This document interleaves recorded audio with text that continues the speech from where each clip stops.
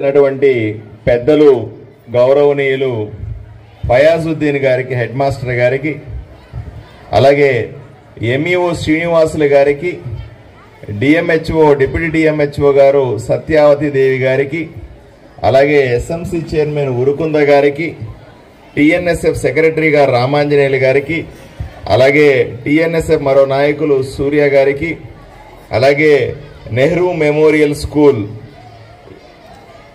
లో చదువుతున్నటువంటి విద్యార్థులందరికీ, తల్లిదండ్రులందరికీ, మీడియా ప్రతినిధులందరికీ, ఇక్కడికి వచ్చినటువంటి పుర ప్రముఖులందరికీ కూడా పేరు పేరున నా నమస్కారాలు తెలియజేస్తా ఉన్నాను.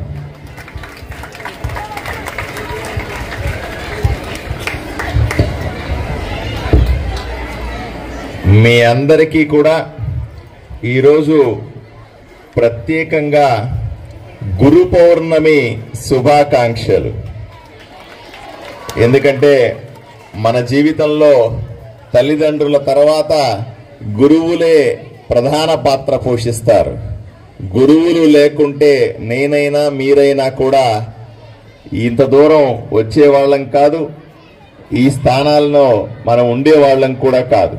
భవిష్యత్తులో కూడా మనందరికీ గురువులు తప్పనిసరి. కాబట్టి ఈరోజు మనమందరూ కూడా ఘనంగా గురు పౌర్ణమి జరుపుకుంటున్నాం. కాబట్టి అందరికీ గురు పౌర్ణమి శుభాకాంక్షలు తెలియజేస్తా ఉన్నాను.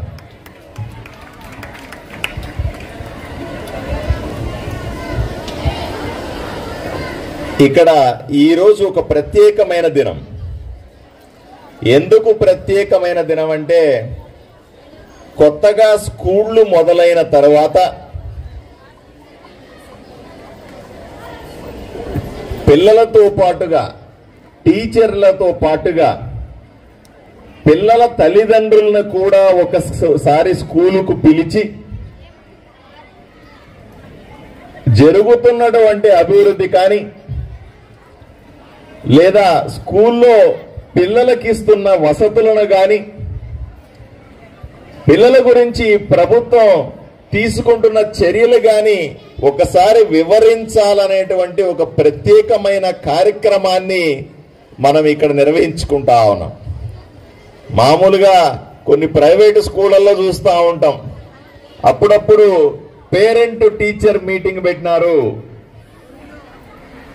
పేరెంట్స్ మీటింగ్ పెట్టినారు అని పిలుస్తారు. అందరినీ పిలిచి మీ పాప చదవట్లేదు, మీ పాప చదువుతా ఉంది, మార్కులు తక్కువ వచ్చినాయి, మార్కులు ఎక్కువ వచ్చినాయి, ఇంకా ఇది చేయాలా అది చేయాలా అని చెబుతా ఉంటారు.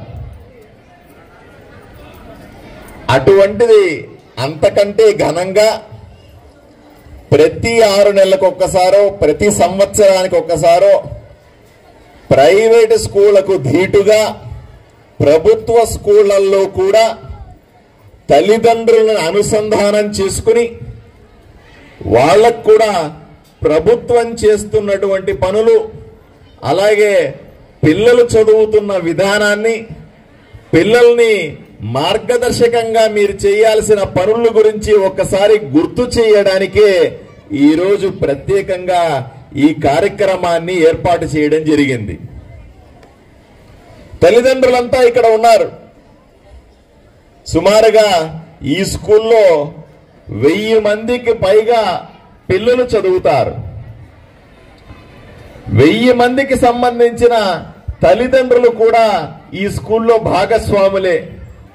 వాళ్ళకు కూడా మేమిస్తున్న వసతుల గురించి, మేము మీ బిడ్డల గురించి ఆలోచిస్తున్న విధానం గురించి మేము వివరించుకోవాల్సిన అవసరం ఉంది.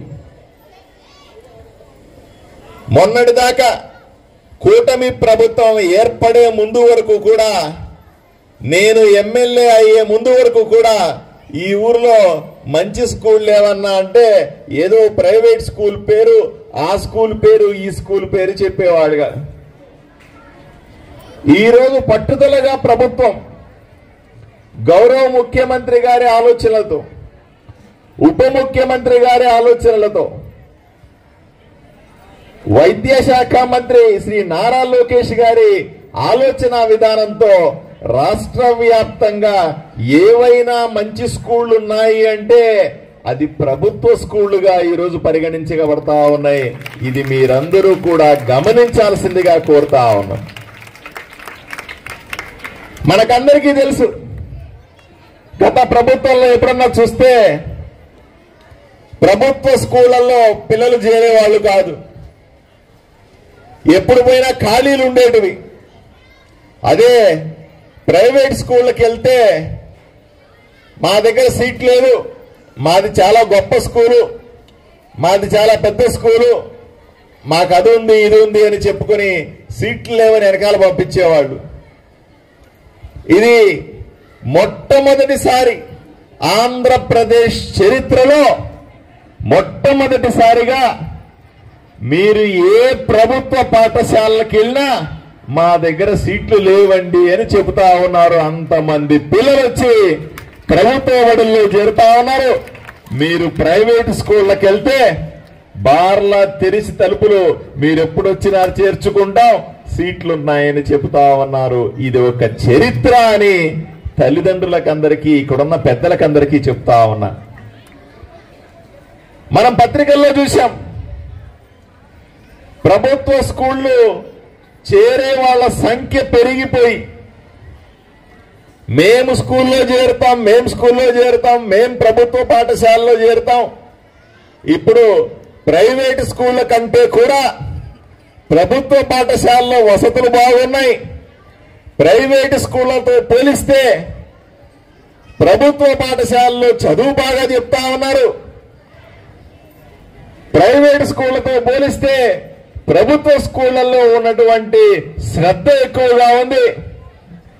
అక్కడికంటే ఇక్కడ బుక్లు బాగున్నాయి, ర్యాంకులు వస్తా ఉన్నాయి.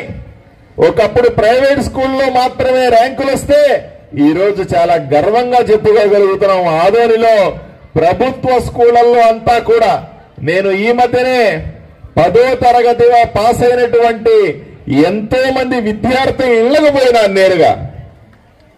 ఎందుకు వాళ్ళ ఇళ్లకు పోయినాను?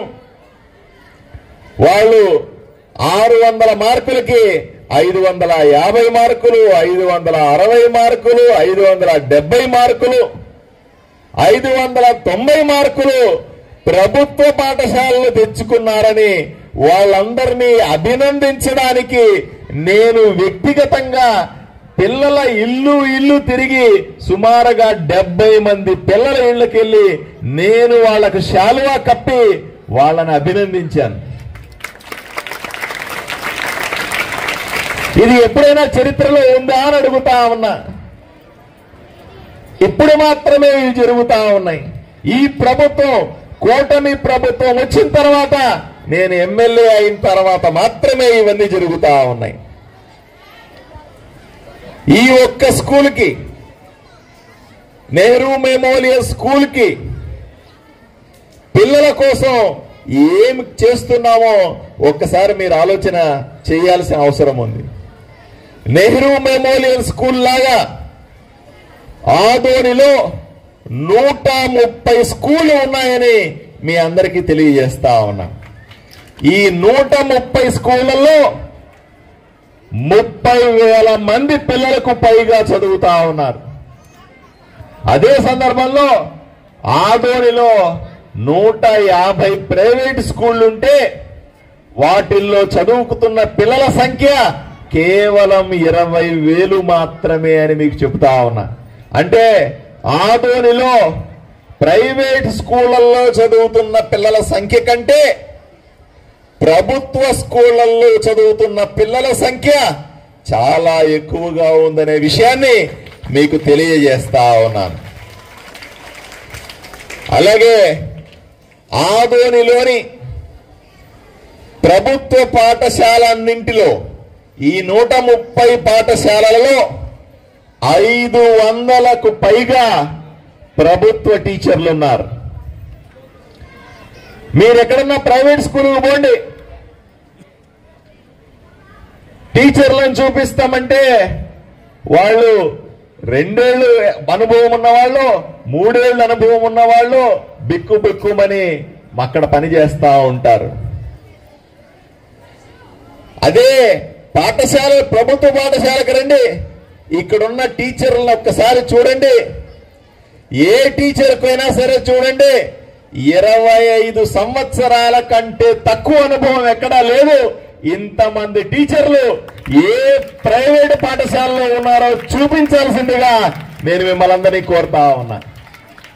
అనుభవం ఉన్న టీచర్లు 500 మంది టీచర్లని ఈరోజు ప్రభుత్వ పాఠశాలల్లో పెట్టి చదువు చెప్పిస్తా ఉన్నాం. ఇప్పుడు మెగా డిఎస్సి అనే పేరు మీద కొత్తగా టీచర్ ఉద్యోగాలు ఇస్తా ఉన్నాం. ఆ టీచర్ ఉద్యోగాల ద్వారా కేవలం ఆదోనిలోనే 700 మంది కొత్త టీచర్లు వస్తారని మీకు అందరికీ తెలియజేస్తా ఉన్నా. కొన్ని చోట్ల ఇప్పుడు టీచర్లు తక్కువగా ఉన్నమాట వాస్తవమే. వీటిలన్నింటినీ పూడించడానికి ఆదోనిలో ఉన్నటువంటి స్కూళ్ళన్నింటిలో కూడా కొత్తగా వచ్చే టీచర్లని నింపి ప్రతి పిల్లవాడికి కూడా మంచి పాఠాలు చెబుతామని మీ అందరికీ మేము హామీ ఇస్తా ఉన్నాం. మీరు అనుకోవచ్చు, మన దగ్గర ఇట్లా ఉన్నారా, బయట ఎట్లా ఉన్నారు అని అడిగితే, ఆంధ్రప్రదేశ్ మొత్తం మీద ఆంధ్రప్రదేశ్లో ఉన్నటువంటి అన్ని ఊర్లలో ఉన్న ప్రభుత్వ బడులతో పోల్చుకుంటే మనకు 175 నియోజకవర్గాలుంటే 175 నియోజకవర్గాల్లో కొన్ని చోట్ల 30,000, 40,000, కొంతమంది 10,000, కొంతమంది 20,000 ఉంటే అలా ర్యాంకులు వేసుకుంటూ పోతే ఆదోనిలో చదువుతున్నటువంటి ప్రభుత్వ స్కూళ్లలో చదువుతున్నటువంటి విద్యార్థులు అత్యధికంగా రాష్ట్రంలోనే 3వ స్థానంలో ఉన్నారన్న విషయాన్ని మీకు తెలియజేస్తా ఉన్నాను. ప్రైవేటు స్కూళ్లను కాదని, ప్రైవేటు స్కూళ్లలో పెడితే చదువు కంటే కూడా ప్రభుత్వ స్కూళ్లలో చదువు మా బిడ్డలకు బాగా వస్తుందని ఆదోని ప్రజలు నమ్ముతున్నారన్న విషయాన్ని మీకు తెలియజేస్తా ఉన్నా. అందువలనే ప్రైవేటు స్కూళ్లు 150 ఉంటే దాంట్లో 20,000 మంది చదువుతా ఉన్నారు. ప్రభుత్వ బడులు 130 ఉన్నా దాంట్లో 30,000 మంది చదువుతున్న విషయాన్ని మీరు గమనించాల్సిందిగా నేను కోరుకుంటా ఉన్నా. మీకు ఈ మధ్యనే పాఠశాలన్నింటినీ కూడా పునర్వ్యవస్థీకరించారు. ఎందుకు చేయాల్సి వచ్చింది ఈ పని కూడా మీకు తెలియాలి. గత ప్రభుత్వంలో, వైఎస్ఆర్సీపీ ప్రభుత్వంలో 5 ఏళ్లు విద్యను పట్టించుకున్న పాపాన పోలే. స్కూళ్లు ఏమవుతా ఉన్నాయి, స్కూళ్లలో కనీసం టీచర్లు ఉన్నారా లేదా, వసతులు ఉన్నాయా లేదా, పిల్లలకు మనం ఏం చేస్తున్నామని ఏ రోజు కూడా జగన్మోహన్ రెడ్డి ముఖ్యమంత్రిగా ఉన్నప్పుడు పట్టించుకుంది లేదు. అప్పుడు విద్యాశాఖ మంత్రి ఎవరంటే కూడా ఎవరికి తెలియదు.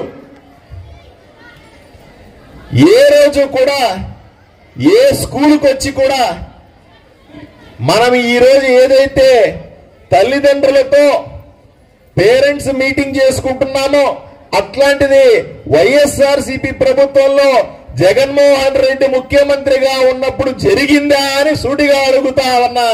ఎప్పుడు జరగలేదని మీకు చెబుతా ఉన్నా. కూటమి ప్రభుత్వం వచ్చిన తర్వాత మాత్రమే, చంద్రబాబు నాయుడు గారు ముఖ్యమంత్రి అయిన తర్వాత మాత్రమే, నారా లోకేష్ గారు విద్యాశాఖ మంత్రి అయిన తర్వాతనే ఈ విద్యకి మంచి రోజులు వచ్చినాయి. ప్రభుత్వ బడులకు, ప్రభుత్వ కళాశాలలకు మంచి రోజులు వచ్చాయన్న విషయాన్ని మీకు తెలియజేయడానికే ఈ రోజు నేను మీ ముందున్నాను. ఒక్కసారి ప్రభుత్వ బడులలో పిల్లలకి ఏ రకమైన సదుపాయాలు ఇస్తా ఉన్నాం, బయట ఏ విధంగా లేవు అన్న విషయాన్ని కూడా ఒక్కసారి ఇక్కడ వచ్చినటువంటి తల్లిదండ్రులు కానీ, పుర ప్రముఖులు కానీ అర్థం చేసుకోవాలి. నేను ఇంతకుముందే చెప్పాను, అనుభవం ఉన్న టీచర్లు ప్రభుత్వ బడిలో ఉంటారా, ప్రైవేట్ స్కూళ్ళల్లో ఉంటారా? మీరు చెప్పాలి. ప్రభుత్వ పాఠశాలల్లో అనుభవం ఉన్న టీచర్లు ఉన్నారా, ప్రైవేట్ స్కూల్లో అనుభవం ఉన్న టీచర్లు ఉన్నారా? ప్రభుత్వ పాఠశాలలోనే ఉన్నారు. మీరు ఇప్పుడే చూశారు, పిల్లల కోసం ఒక బ్యాగు, దాంట్లో పుస్తకాలు, దాంట్లో బూట్లు, దాంట్లో సాక్స్లు, అవన్నీ బెల్ట్, ఇవన్నీ కలిపి మీకు ఇచ్చినారా లేదా అని అడుగుతా ఉన్నా. ఇచ్చినారా లేదా? ప్రైవేట్ స్కూళ్ళల్లో ఎవరికైనా ఇస్తున్నారా? కేవలం ప్రభుత్వ పాఠశాలలో చదువుకునే పిల్లలకు మాత్రమే ఇటువంటి వసతులన్నీ ఇస్తున్నారు. అక్కడైతే తల్లిదండ్రులకు కొని పెట్టాలా. సంవత్సరానికి తక్కువలో తక్కువ అంటే మీకు బ్యాగులో ఇచ్చే వస్తువులన్నీ కలిపి 2500 రూపాయలు ఖర్చు అవుతుందన్న విషయం మీ అందరికీ తెలుసా అని అడుగుతా ఉన్నా. ఇది ఎంత బాగుంది అని అడుగుతా ఉన్నా. పోనీ మధ్యాహ్నానికి వస్తే స్కూలులో పిల్లలుంటే వీళ్ళందరికీ కూడా మధ్యాహ్న భోజనం పెడుతున్నామా లేదా అని అడుగుతా ఉన్నా. మెనూ ప్రకారంగా నాణ్యతతో కూడినటువంటి మధ్యాహ్న భోజనాన్ని ప్రతి పిల్లవాడికి ఆదోనిలో 30,000 మంది పిల్లలకి కూడా ఇబ్బంది లేకుండా పొద్దున లేస్తే మేము క్యారీర్ తెచ్చుకోవాలి, పొద్దున్న లేస్తే అమ్మ వండి పెట్టాలా, పొద్దున్న లేస్తే ఉరుకులు పరుగుల మీద డాడీకి ఓ బాక్స్ పెట్టాలా, పిల్లడికి ఓ బాక్స్ పెట్టాలా, ఇవన్నీ కష్టమే లేకుండా తల్లి హాయిగా టిఫిన్ పెట్టి స్కూలుకు పంపించేస్తే మధ్యాహ్న భోజనం మనమే ఇక్కడ పెట్టి సాయంకాలం ఇంటికి పంపిస్తున్నామా లేదా అని అడుగుతా ఉన్నా. ఇస్తున్నామా లేదా? ఈ రకంగా. అంతెందుకు, ఇక్కడ డాక్టర్ గారు ఉన్నారు స్టేజ్ మీద. 30,000 మంది పిల్లలు ఆదోనిలో ప్రభుత్వ పాఠశాలలో చదివే పిల్లలకందరికీ కూడా ప్రతి సంవత్సరము వెళ్ళి చెక్ చేస్తా ఉన్నాం. రక్తం బాగుందా లేదా అని కళ్ళు ఇట్లా పెట్టి చూస్తున్నారా లేదా? టెస్టులు చేస్తున్నారా లేదా? ఎవరికైనా రక్తం సరిగా లేదన్నా, ఎవరికైనా జబ్బు చేసిందన్నా, ఎవరికైనా ఆరోగ్యం సరిగా లేదు అంటే మాత్రలు ఇస్తున్నాము, మందులు ఇస్తున్నాము. వాళ్ళని తీసుకెళ్లి ట్రీట్మెంట్లు చేయించడం ప్రభుత్వ పాఠశాలల్లోనే ఉంది తప్ప ప్రైవేటు పాఠశాలలో ఎవరన్నా ఇస్తారా అని అడుగుతా ఉన్నా. ఎవ్వరు ఇవ్వరు. ఈ విషయాన్ని కూడా తల్లిదండ్రులు గుర్తు చేసుకోవాల్సిన అవసరం ఉంది. తల్లిదండ్రులకు పిల్లలెప్పుడు భారం కాకూడదు.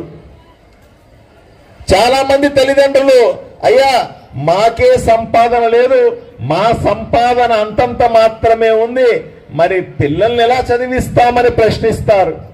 అందువల్ల అయ్యా నీ బిడ్డ కాదు, నీ బిడ్డ మాకు కూడా బిడ్డనే అని ప్రభుత్వం భావిస్తుంది. కాబట్టి తల్లికి వందనం అనే పేరు మీద, తల్లికి వందనం అనే పేరు మీద ఇంట్లో ఎంతమంది బిడ్డలు స్కూల్కి వెళ్తే అందరికీ కూడా 13,000 రూపాయల చొప్పున తల్లిదండ్రుల అకౌంట్లో నేరుగా వేస్తున్నామా లేదా అని ప్రశ్నిస్తా ఉన్నా.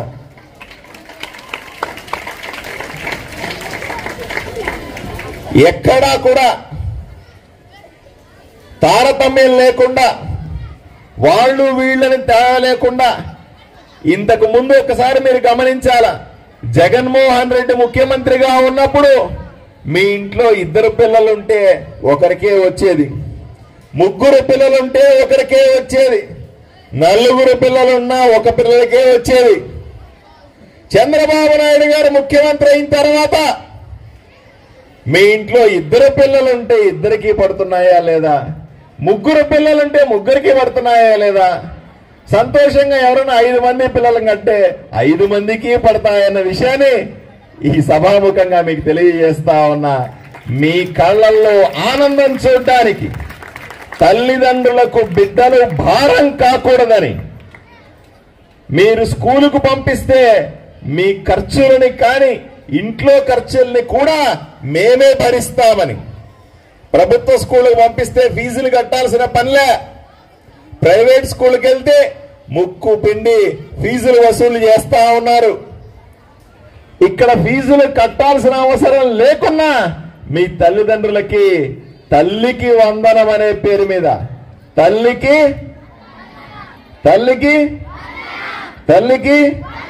తల్లికి వందనం అనే పేరు మీద ఈరోజు మీ తల్లికి 13,000 రూపాయల డబ్బులు ఇచ్చి మిమ్మల్ని స్కూలుకు తెచ్చుకుంటా ఉన్నాం. ఆ కష్టం ఉండకూడదని తల్లికి డబ్బులిచ్చి నీ బిడ్డను చదివించు తల్లి అంటున్నాం. ఇంత మంచి ప్రభుత్వాన్ని ఆంధ్రప్రదేశ్ ఎప్పుడు చూడలేదు అన్న విషయాన్ని మీకు తెలియజేస్తా ఉన్నా. ఈ ఒక్క స్కూల్లోనే 1000 మంది పిల్లలున్న ఈ స్కూల్లోనే 1,25,00,000 తల్లిదండ్రులకు ఇచ్చామంటే ఒక్కసారి ఆలోచన చేయండి, అందరికీ కలిపి ఎన్ని డబ్బులు ఇచ్చి ఉంటాము. ఇంతటితో ఆగలే. రాబోయే రోజుల్లో కూడా ప్రైవేట్ స్కూళ్ల కంటే ప్రభుత్వ పాఠశాలలే బాగున్నాయి అనిపించేదాకా రాబోయే 2 ఏళ్లలో ప్రభుత్వ పాఠశాలల్లో సీట్లు లేవు. మీరు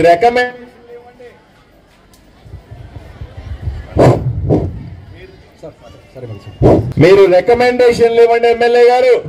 ప్రైవేట్ స్కూల్లో కాదు, ప్రభుత్వ పాఠశాలల్లో సీట్లు ఇవ్వాలని మా దగ్గరికి వచ్చే స్థాయికి చేరుకుంటామని మీకు తెలియజేస్తూ, ఆదోనిలోని 30,000 మంది పిల్లల్ని, నాకు 2 పిల్లలు ఉన్నారు. ఆ 2 పిల్లలు ఎక్కడో దూరంగా చదువుకుంటున్నారు, నా దగ్గర లేరు. వాళ్ళు కూడా నాలాగా డాక్టర్లు చదువుతా ఉన్నారు. నాకే రోజు కూడా పిల్లలు దూరంగా ఉన్నారనిపించాల. ఆదోనిలో ఉన్నటువంటి 30,000 మంది ప్రభుత్వ బడుల్లో పిల్లలందరూ నా పిల్లలే అనుకుంటూ ఈరోజు సంతోషంగా ఆదోనిలో బతుకుతా ఉన్నాను. కాబట్టి ఈ 30,000 మంది పిల్లలు నా పిల్లలు. వీళ్లకు ఏ కష్టం లేకుండా చూసుకునే బాధ్యత నేను తీసుకుంటానని తల్లిదండ్రులకందరికీ నేను ఈ సభాముఖంగా హామీ ఇస్తా ఉన్నా. తల్లిదండ్రులకు విజ్ఞప్తి చేస్తా ఉన్నా, మీకు కష్టం వచ్చినా నష్టం వచ్చినా ఏ ఇబ్బంది వచ్చినా ఎక్కడ ఎవరు ఇబ్బంది పెట్టినా నేరుగా నా దగ్గరికి రావాల్సిందిగా విజ్ఞప్తి చేస్తా ఉన్నా. ఎవరి అపాయింట్మెంట్ అక్కర్లేదు నా దగ్గరికి రావడానికి. మా ఇంట్లో తలుపులు ఎప్పుడూ తెరిచే ఉంటాయి. అర్ధరాత్రి అయినా సరే బెల్లు కొట్టి మీ కష్టాలు వినడానికి నేను సిద్ధంగా ఉంటానని ఈ సభాముఖంగా తెలియజేస్తూ, మీ కష్ట సుఖాల్లో, మీ లాభ నష్టాల్లో, మీ అన్ని ఇబ్బందుల్లో మీకు చేదోడు వాదోడుగా ఉంటానని మీ అన్నగా నేను మీకు హామీ ఇస్తూ సెలవు తీసుకుంటాను. నమస్కారం.